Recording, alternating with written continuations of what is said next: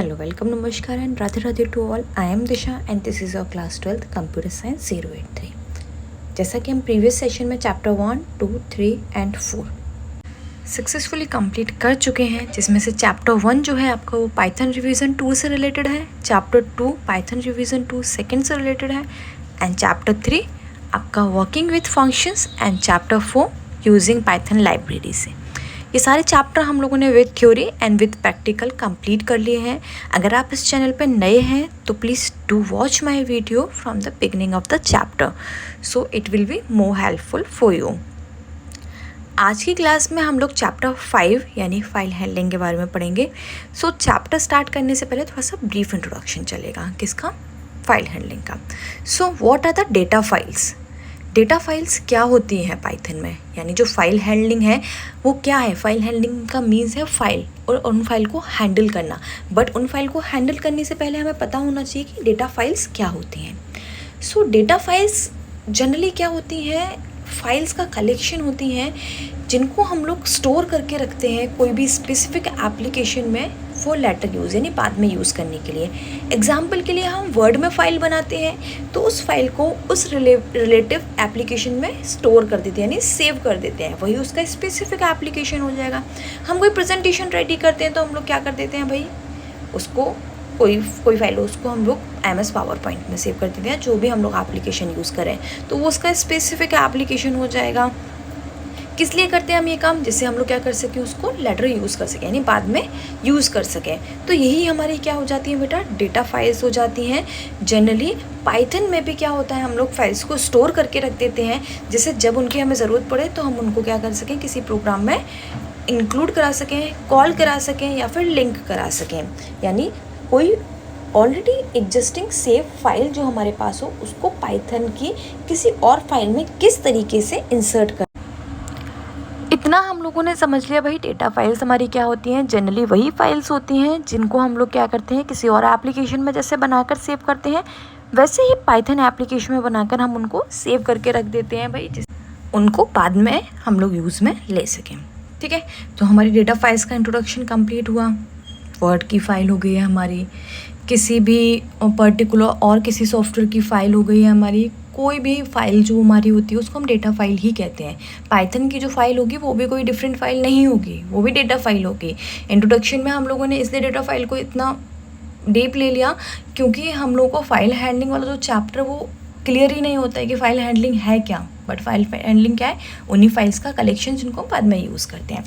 ये file handling हमारी जो फाइल्स होती हैं डेटा फाइल्स, वो 2 टाइप्स की होती हैं। जनरली हमारी डेटा फाइल्स हम लोग क्लासीफाइड करते हैं अगर पाइथन में, तो वो टू वेज़ में क्लासीफाइड करते हैं। फर्स्ट वन हमारी क्या होती है भाई? फर्स्ट वन हमारी होती है टेक्स्ट फाइल। इसका इंट्रोडक्शन, इसका यानी एक्सप्लेनेशन हम आगे देंगे कि टेक्स्ट फाइल्स क्या होती हैं। और सेकंड वन हमारी कौन सी होती है? Binary files.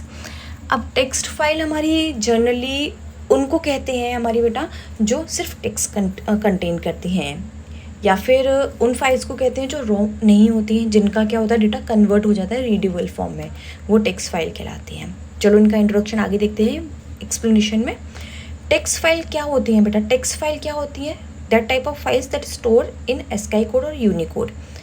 तो एस्काई कोड क्या होता है? सबसे पहले तो ये देखो, वैसे एक्सप्लेन करने के लिए इतना बड़ा टॉपिक नहीं है एस्काई कोड, मैंने 11th क्लास में ऑलरेडी आपको बताया होगा।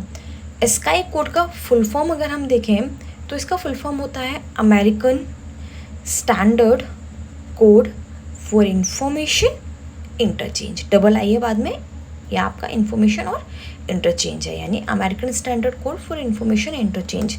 यानी जब भी हम किसी भी डेटा को सेव करते हैं बेटा, तो वो हमारा किस में कन्वर्ट हो जाता है? मशीन कोड में कन्वर्ट हो जाते हैं, यानी 0 और 1 के फॉर्म में कन्वर्ट हो जाता है। उतना हमको पता है। बट उससे पहले हम लोग क्या करते थे? एस्काई कोड को रीड करते थे, यानी ए का एस्काई कोड क्या है, बी का एस्काई कोड क्या है। ये मैंने आपको लास्ट चैप्टर में भी एक्सप्लेन किया था एस्काई कोड के प्रोग्राम बनाकर। तो एस्काई कोड हम लोग वैसे भी 11th क्लास में पढ़ चुके हैं, पूरा कन्वर्जन मैंने बताया था कि एस्काई कोड में कैसे कन्वर्ट कर सकते हैं। आप लोग अब बात करते हैं हम लोग यूनिकोड की। स्काई कोड तो हमें समझ में आया कि क्या होता है। यूनिकोड और स्काई कोड दोनों ही हम लोग 11th क्लास में ऑलरेडी कंप्लीट कर चुके थे। ओके, सो डेफिनेशन थोड़ा बहुत मैंने बता दिया है, फिर भी स्काई कोड क्या होता है और यूनिकोड क्या होता है। यूनिकोड यूनिवर्सल कोड होता है जिसमें हर टाइप की लैंग्वेज को ट्रांसमिट कर सकते हैं। स्काई कोड में सिर्फ इंग्लिश के और सिम्बल्स के क्या होते हैं, कन्वर्जन होते हैं। यूनिकोड और स्काई कोड हमारा दोनों ही कन्वर्ट करने का प्रोसेस होता है। इसके बाद इसमें एक फंक्शन और use, end of line. End of line क्या होता है, हमारा जो लाइन अगर ख़त्म हो जाए तो उसके अपने आप ही ऑटोमेटिकली सेकंड लाइन पर देता है, लाइन चेंज कर देता है। जो बैकस्लैश मैंने आपको बताया था वही हमारा क्या होता है, एंड ऑफ लाइन होता है, यानी लाइन चेंज कर लेना ऑटोमेटिकली। अब बाइनरी फाइल की बात करते हैं भाई। बाइनरी फाइल क्या होती है? बाइनरी फाइल वो फाइल होती है जो इन्फॉर्मेशन को कंटेन करती है सेम फॉर्मेट में। हमने सेव किया तो उसका फॉर्मेट क्या हो जाएगा, 0 और 1 हो जाएगा। एक्चुअल में कंप्यूटर में जो इन्फॉर्मेशन सेव होती है, फाइल सेव होती है, वो बाइनरी फॉर्म में ही होती हैं। बाइनरी फॉर्म मतलब 0 और 1। तो जैसा हमने फाइल को सेव किया सेम फॉर्मेट में सेम हो गई हो तो उसी को हम लोग बाइनरी फाइल बोलते हैं, यानी रॉ फाइल भी बोल सकते हैं, रॉ डेटा भी हम लोग उसको बोल सकते हैं। ठीक है। अगर रॉ डेटा क्या होता है, रॉ डेटा का मीन्स होता है किसी भी फाइल का कन्वर्जन ना करना, मीन्स एज अ इज़ उसको रखना। रॉ मीन्स जब तक हम बोल सकते हैं, जैसे कि किसी फाइल को हमने सेव किया, उसका स्काई कोड में कन्वर्ट नहीं किया, किसी को किसी रिलेटिव फॉर्मेट में कन्वर्ट नहीं किया, तो वो क्या है, रॉ फाइल है, रॉ कंटेंट है। ठीक है। तो क्लियर हुआ हमारा बाइनरी फाइल क्या होती है। बाइनरी फाइल वो फाइल होती है जो सेम फॉर्मेट में सेव हो जाती है 0 और 1 के फॉर्मेट में, जिसको हम लोग क्या करते हैं, चेंज नहीं करते हैं, वो बाइनरी फाइल होती है।